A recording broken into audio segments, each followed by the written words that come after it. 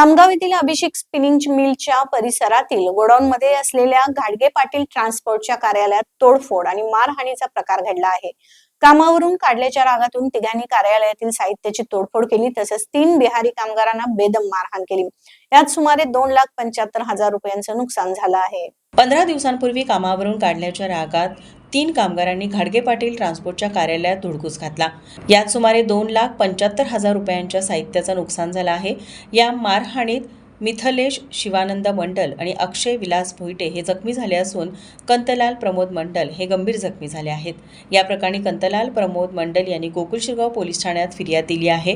22 वर्षीय अक्षय भाऊसाहेब भंडारी, 25 वर्षीय गणेश कोळी आणि 22 वर्षीय ऋषिकेश संजय जाधव या 3 संशयित आरोपींवर गुन्हा दाखल करण्यात आला आहे। संशयित आरोपी हे घाडगे पाटील ट्रान्सपोर्ट कार्यालयात हमालीचं काम करत होते, मात्र कामचुकारपणा करत असल्यानं त्यांना 15 दिवसांपूर्वी कामावरून काढून टाकण्यात आलं होतं। त्यावेळी त्यांनी बिहारी कामगारांना त्यांच्या घरात जाऊन मारहाण केली होती। त्यानंतर अधिकाऱ्यांनी त्यांचे हमालीचे पैसे देऊन त्यांना पुन्हावर कामावर येऊ नये असे सांगितले होते।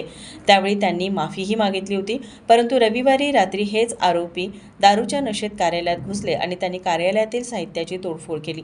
कार्यालयात बसलेल्या बिहारी कामगारांना जबर मारहाण केली। या घटनेमुळे घाबरून 2 कामगार त्यांच्या गावी परत आले आहेत। गंभीर जखमी कंतलाल मंडल यांच्यावर कोल्हापुरातील CPR रुग्णालयात उपचार सुरू आहेत।